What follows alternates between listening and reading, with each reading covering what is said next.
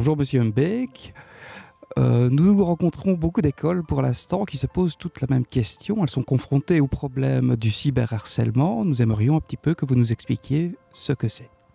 En quelques mots, le cyberharcèlement, c'est un harcèlement, mais avec une caisse de résonance virtuelle. Alors, il faut d'abord comprendre ce qu'est le harcèlement. En quelques mots, et plutôt pour vous indiquer comment c'est, imaginez, je vous bouscule comme ça toutes les 3 minutes.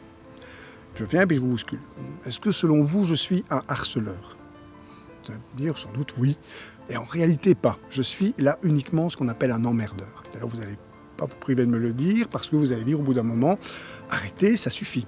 Par contre, si chaque fois que je vous bouscule, je regarde une autre personne et on se met à sourire tous les deux, là, je deviens un harceleur. Parce que je vais figer les rôles, le dominant, le dominé et ce qu'on appelle les spectateurs, c'est-à-dire ceux qui regardent et qui figent les rôles de chacun. Parce que pour qu'il y ait harcèlement, il faut nécessairement qu'il y ait un ensemble de personnes qui, finalement, vous interdisent de sortir du rôle de dominé dans lequel on vous a enfoncé par le harcèlement. Alors, le problème du cyberharcèlement, c'est que ce nombre de personnes augmente de manière exponentielle, terriblement rapidement, et vous êtes mis en spectacle au moment, effectivement, où vous êtes dans la posture de la personne dominée.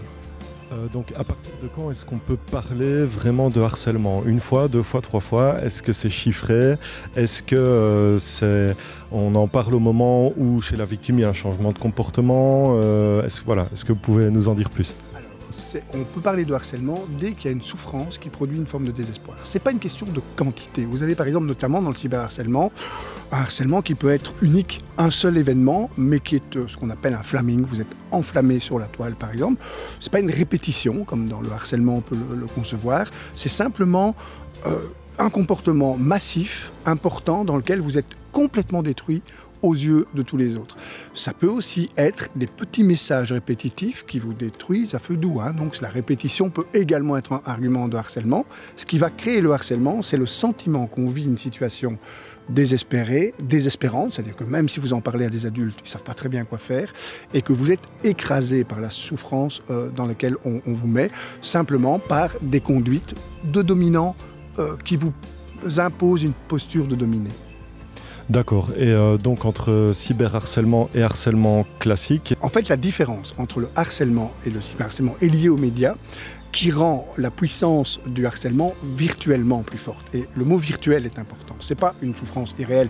Beaucoup d'adultes s'imaginent que dès qu'on est dans le numérique, on est dans quelque chose d'irréel, d'imaginaire. Non, c'est juste une puissance qui gagne en force virtuelle.